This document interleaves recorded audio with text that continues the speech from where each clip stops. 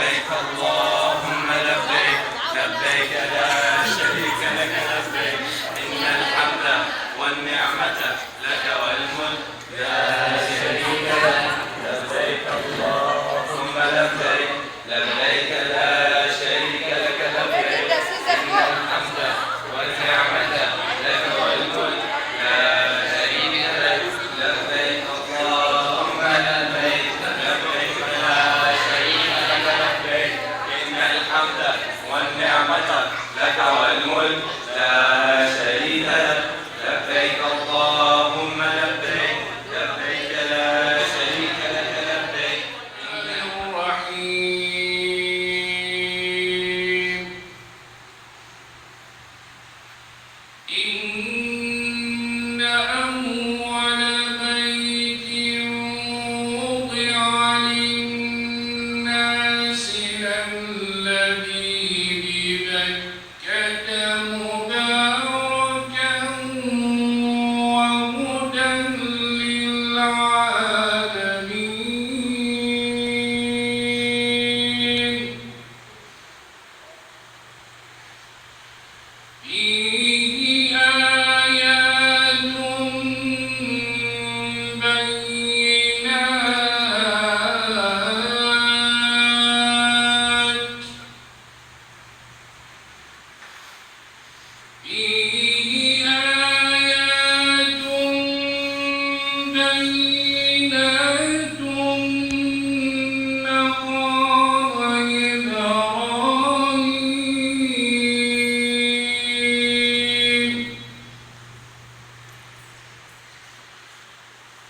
فيه آيات بينات مقام إبراهيم فيه آيات بينات مقام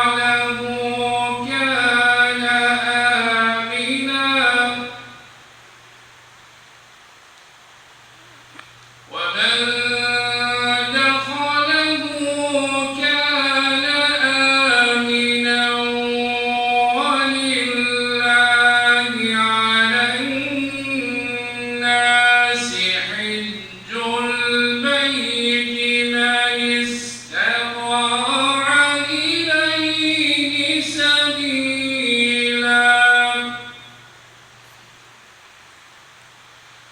ومن كفر فإن الله غني عن العالمين.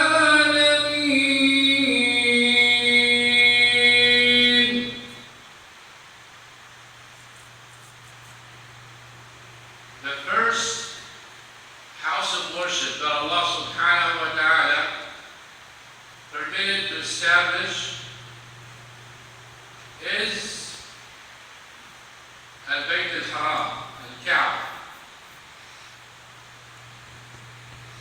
Allah subhanahu wa ta'ala allowed that house to be built in Mecca, which is called Mecca also, for the purpose of worshiping Him subhanahu wa ta'ala.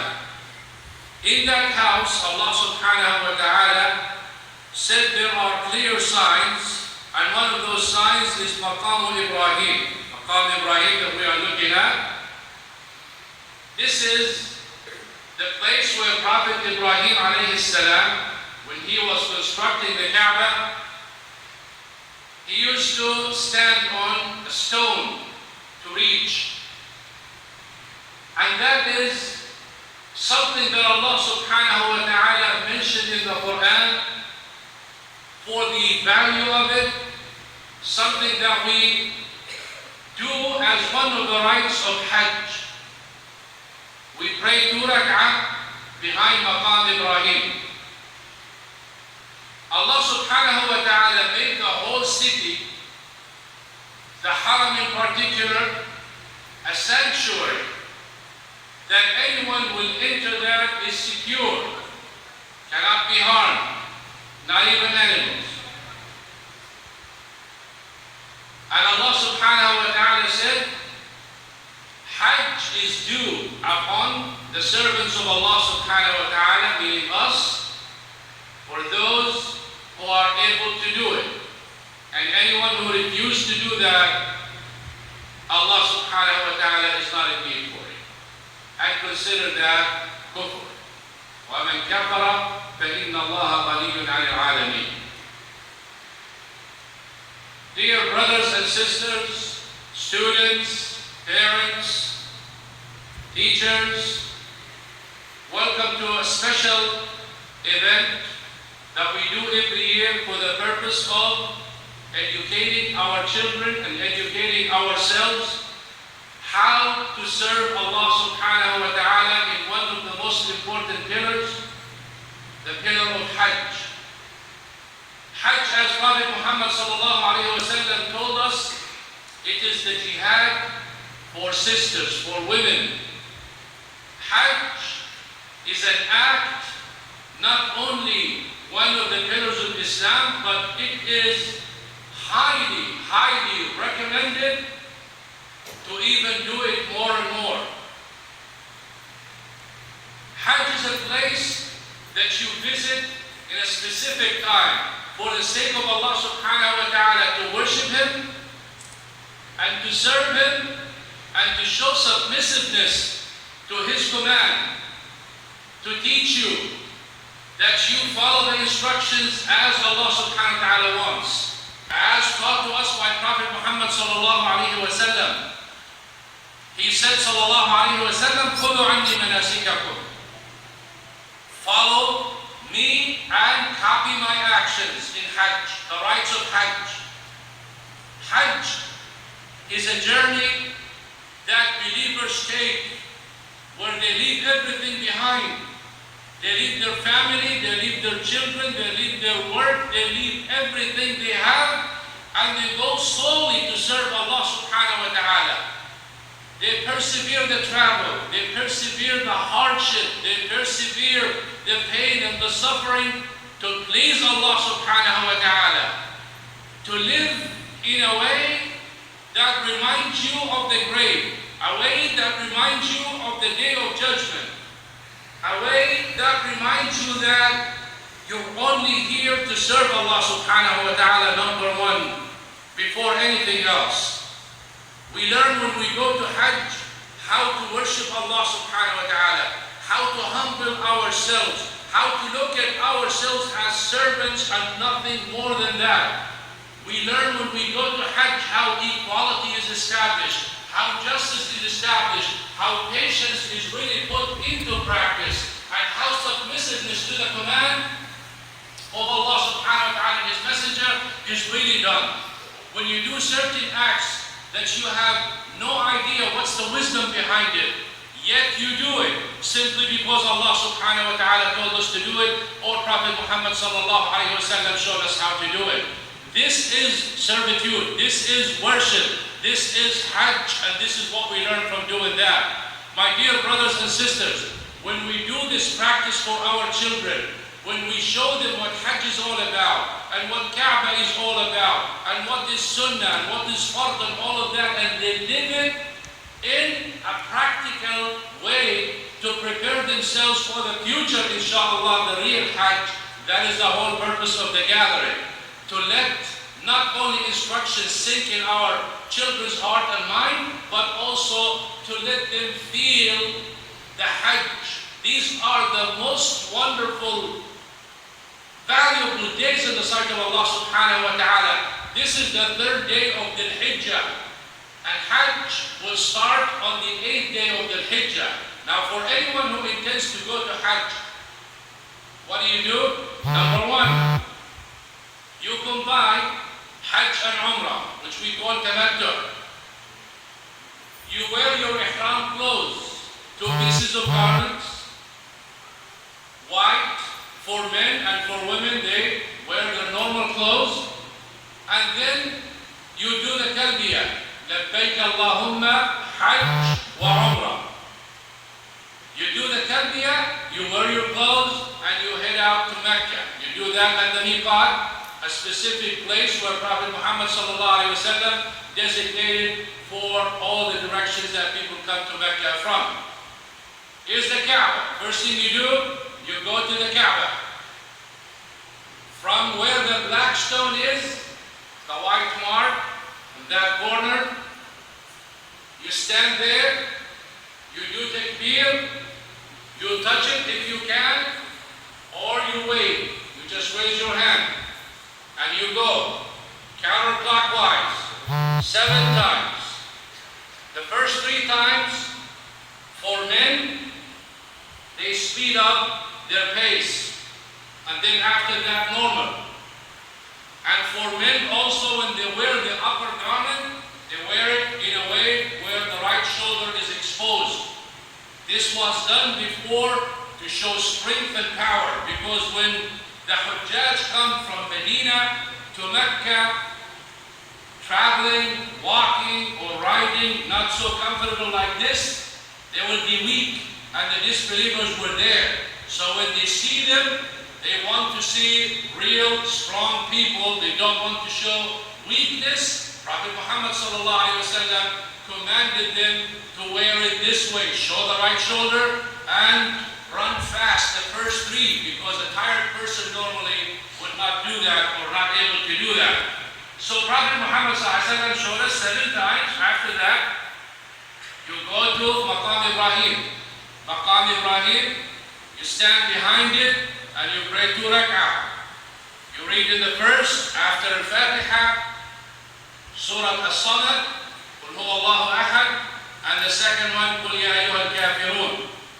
After you do that, and you pray 2 rak'ah, you go to Zamzam water, you take a drink from Zamzam water, and drink it for whatever you want. Zamzam, lima shuriba lah.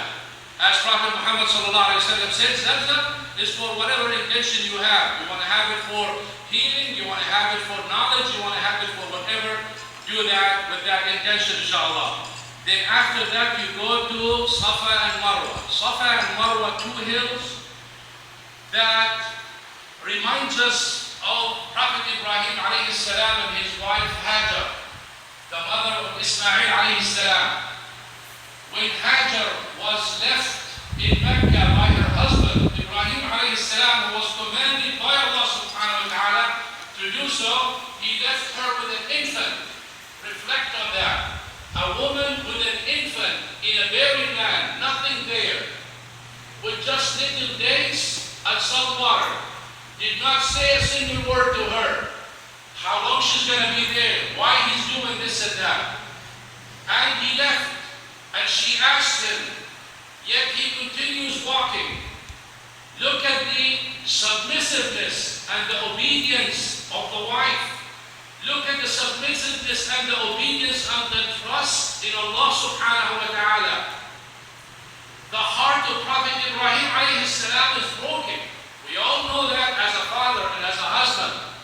But it's a command from Allah subhanahu wa ta'ala. And this shows just before he was about to disappear from sight.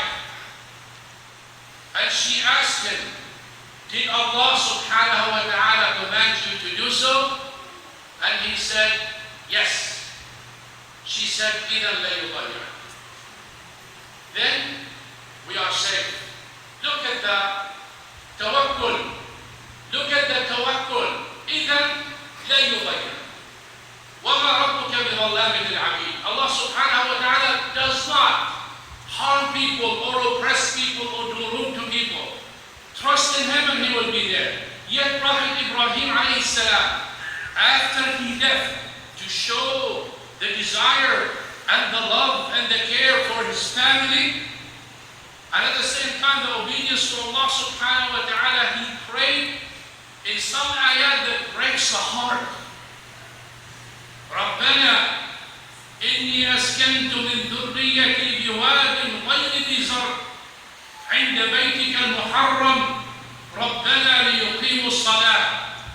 For those of you who belittle the salah or not think about the salah too much, praying it on time and doing it properly as Prophet Muhammad ﷺ said, the whole purpose of this Kaaba and this Haram and everything is to establish the prayer. ربنا ليقيموا الصلاة. I left my wife and I left my child, my only child. I left him for the purpose of serving you in the most fashion and the best fashion, which is salah. فاجعل أفئدة من الناس تهوي إليهم وارزقهم من الثمرات لعلهم يشكرون. So Allah, make this place a place that is attractive for other people so they can come and grant them from the sustenance so that they show gratitude and say Alhamdulillah by serving you and fulfilling the prayer. He left her there with the little child. Well, the food ran out, the water ran out, little child crying. We can imagine the heart of the mother. Even in the prayer, Prophet Muhammad ﷺ shortened the prayer because of how the mother feels when her son cries. She started running from Safa to Marwa, back and forth, hoping that someone would show up so she can get some water or some food for her son. She ran 7 times before Angel Jibreel alayhi salam struck the ground and Zamzam water came. And that is the water that we enjoy and we drink from the time of Prophet Ibrahim alayhi salam until now. And you face the Kaaba and you recite the ayat in As-Safa wal-Marwa min sha'airillah and some dua. You start there, you go to the other mountain, which is Al-Marwa. In between, there are 2 green poles, a short distance where you need to speed up when you are running. Not running, when you are walking. Not running, but you speed up your pace. You do that 1 from Safa to Marwa 1, back 2, 3, 4, 5, 6, 7. Once you've done that, you clip your hair. For boys, for men, you shave. It's the best. 3 mercies from Allah subhanahu wa ta'ala.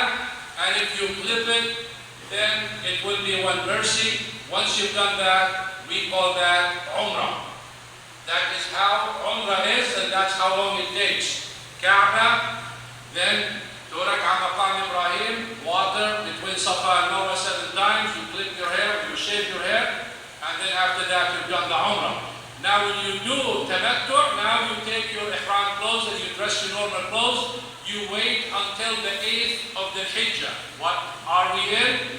The 3rd. So 5 more days, Hajj starts. What we did is Umrah. On the 8th, you wear your Hajj clothes, ihram, you wear ihram again, and you make your intention, and you do the Talbiya, لبيك اللهم Hajj, and you head out to where? To Mina. You go to Mina, you pray Dhuhr, shortened, meaning 2 rak'ah, on time, Asr, 2 rak'ah on time, Maghrib, regular, 3 rak'ah, Isha, shortened, 2 rak'ah, on time, you go to sleep, and you prepare yourself for Arafah. The next morning, you pray Fajr, which is the 9th of the Hijjah, and you head out to Arafah. You go to a masjid there called Masjid Nanya, if you are able to go to it. You will go there and you pray Dhuhr and Asr combined and shortened and advanced, meaning Asr advanced at the time of Dhuhr. So you pray Dhuhr and Asr 2 rak'ah in Jama'ah in the masjid if you can. If you can, you don't have to do it in the masjid. And what do you do for the rest of the day? You sit for the rest of the day in Arafat, you raise your hand and you make your dua.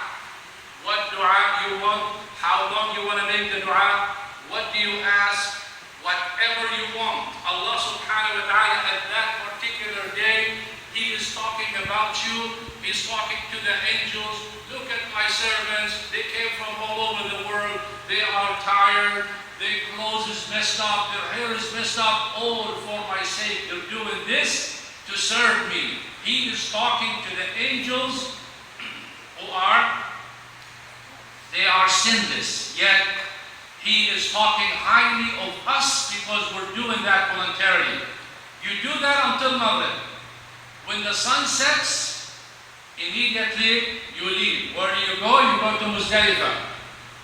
Muzdalifah, you pray there, Maghrib and Isha combined. Maghrib and Isha combined and shortened, and then after that you sleep. In the morning you pray Fajr and you wait until the sun rises and you head out back to Mina. And why you go into Mina? To throw the Jamarat al-Aqaba. Jamarat al-Aqaba, which is the closest toward Mecca. This is the big Jamra. You throw 7 pebbles. You pick those from Muzdalifah or from Mina and you throw it. Every time you aim at that pole, you throw one and you say Allahu Akbar. You make sure it hits the pole and it goes in the plate there. And the second one, Allahu Akbar, you throw it until you throw the 7 pebbles. And then after that, you do this will be the 10th of the Hijjah, which is the day of Eid. You throw the 7 pebbles, you slaughter your sheep, you clip your hair or you shave your head, and that is the best. And you need to do tawaf. So you do on the 10th, you throw the jamarat, you shave or you cut your hair. For sisters, the way they do it is they clip it from every braid put together, they clip a little bit from that, which means it is not just clipping one side of your hair and you call that clipping. It's not. It has to be from all the collective hair. If you don't have braids, then you take a big chunk of your hair and you cut a little bit from it and you make it, you put it together in different sides of your head, and you do that. Once you do the jamarat, once you do the hair, and once you do the udhiyah, then you need to go back to Mecca and do tawaf and ifadah. They call it tawaf al-ziyarah again. You do tawaf al-ziyarah or tawaf al-ifadah 7 times. You start from the black stone, and then after that you go between Safa and Marwa, and then you head back to Mina. What day would that be? The 11th. You stay in Mina, you sleep there, and just after Zawal or at Dhuhr time, you go and you throw Jamarat. How many? Sughra, Wusta, and Kubra. The small, the middle, and the big. Each one with 7 stones. You throw them, and you come back to your tent, and you read Quran, you make dhikr, you listen to lectures, and such. Basically, it is time to eat and to drink and to remember Allah subhanahu wa ta'ala. You stay there 2 days or 3 days. The best is 3 days, and you can advance and make it in 2 days. Every day at Zawal time, you go and you throw the pebbles. If you cannot do it at that time, you can go all the way until just before sunset. You do those, and then if you intend to leave in 2 days, before sunset, you have to go back to Mecca and make sure this is your last thing. So if you planned your coming back, you did what you did, you got your shopping, you got everything, now you are heading to the airport, or you have no other plans, you go do tawaf al-wada. Farewell or goodbye to the Kaaba, to al-Masjid al-Haram, and then you head out. If you did tawaf and you still have to go do shopping, then you need to come back and do the tawaf again. It has to be the last thing you remember from your trip before going to the airport. This is, in brief, what Hajj is. This is what we do, and this is what we enjoy. Extremely difficult. Yet when you are in it, you don't feel none of that difficulty. Hardly anybody really gets sick over there, but they get sick when they come back. Allah subhanahu wa ta'ala gives you the power, gives you the energy that you don't think about yourself. You forgot yourself. That's why when people go to Hajj nowadays, you really don't need your iPhone there for every place you stand and you take a picture. Where is Allah subhanahu wa ta'ala at that time? You take some pictures here and there, but for people, you stand behind the Kaaba and there's a picture that, are you really doing tasbih and tahmid and tahleel and talbiyah and all of that? Are you really leaving your family behind? No, they're all over your mind. Why? Because you are doing everything and you're connecting with them, and you're supposed to be alienating yourself from this world and focusing on the hereafter. That's why nowadays, brothers and sisters, we do a lot of things. It is hardly for the sake of Allah subhanahu wa ta'ala, and if it is, it's not done the proper way. So we need to learn from this Hajj that we connect with Allah subhanahu wa ta'ala all the way. That's why you come back clean.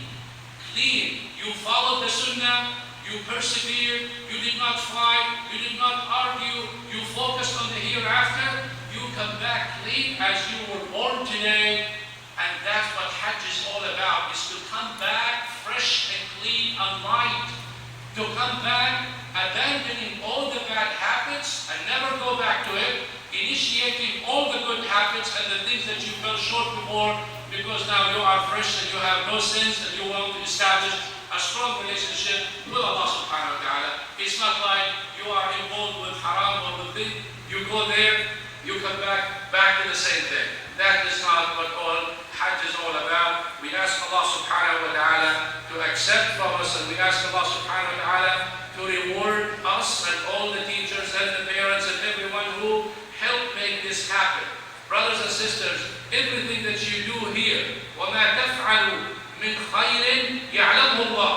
Allah subhanahu wa ta'ala knows. You don't want me to see it, you don't want anyone else to see it. Sufficient Allah subhanahu wa ta'ala knows, and He is subhanahu wa ta'ala the one who will pay you back. As I mentioned yesterday in the ayah, that Allah subhanahu wa ta'ala said, Allah subhanahu wa ta'ala will not do kufr to your ni'mah.